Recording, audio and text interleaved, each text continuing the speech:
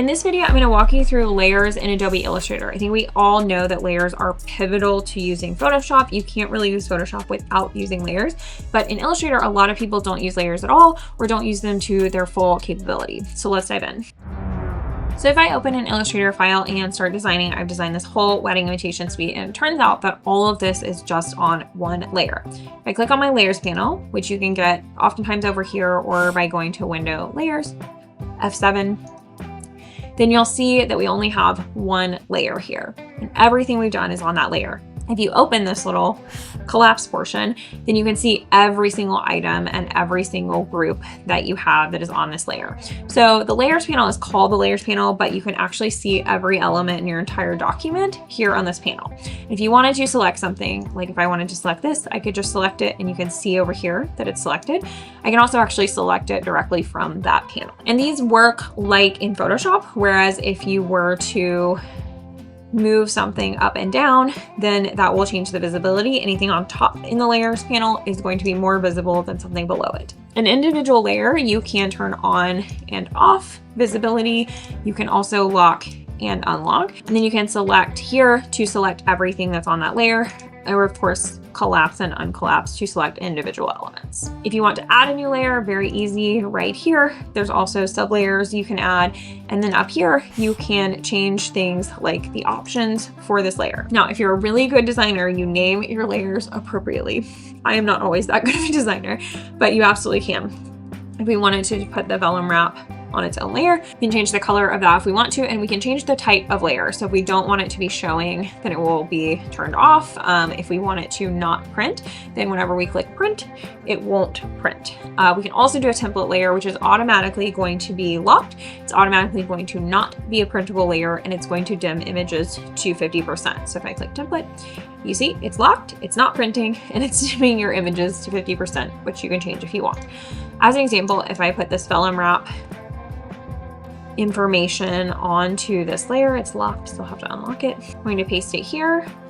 And as you can see, it automatically dimmed that image to 50%. And then I would lock it again because typically a template you don't want to move. Now, how do we use layers as invitation designers? A lot of people do different things. So some people like to put every piece of the design on its own layer: invite, envelope liner, vellum wrap, etc.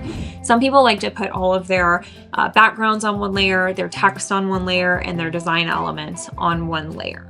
So I think we have to kind of consider how you want to separate things and how you want to work with things, and different types of projects might require different levels of separation. If you're using any kind of templates or like a background that you don't want to print, but you want to use it as a guide to put something over, then I highly recommend having that on its own layer. Another great example is anything you don't want to print. So these two are color boxes as examples of envelope colors.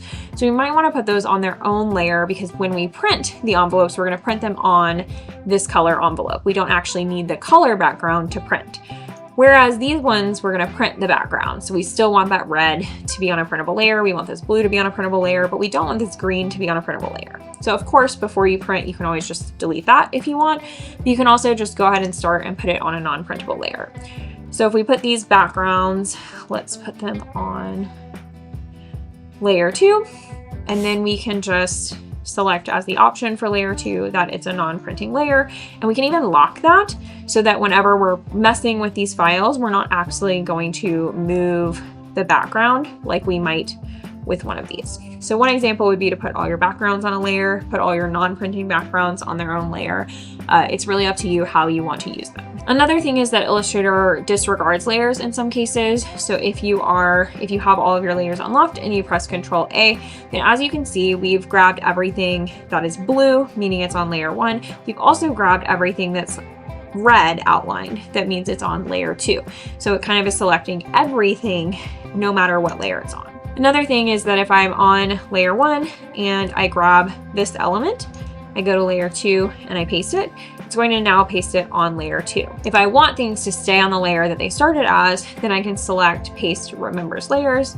So then if I cut that, go to layer 2 and paste it, you can see it's still blue. It automatically took us back to layer 1 because that's where the element started. And then if you lock a layer, for instance, and then press Control A, you can see we're only selecting the blue items from layer 1. We're not selecting anything on layer 2 because it is locked. If something is unlocked but turned off, when you select it, you're again only selecting the objects that are visible and unlocked. And if I turn these back on, you can see we still have these objects, but they are no longer selected. So there's a lot of different ways that you can kind of use these layers to make selections, mix elements, decide which elements are above others, below others, more important than others.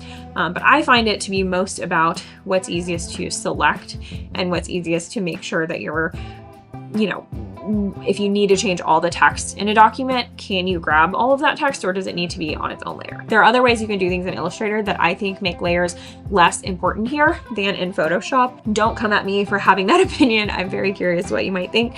But we have these really powerful selection tools as well. So as an example, instead of putting all my text on its own layer, I could choose select object and select all text objects here. I even coded this as a shortcut.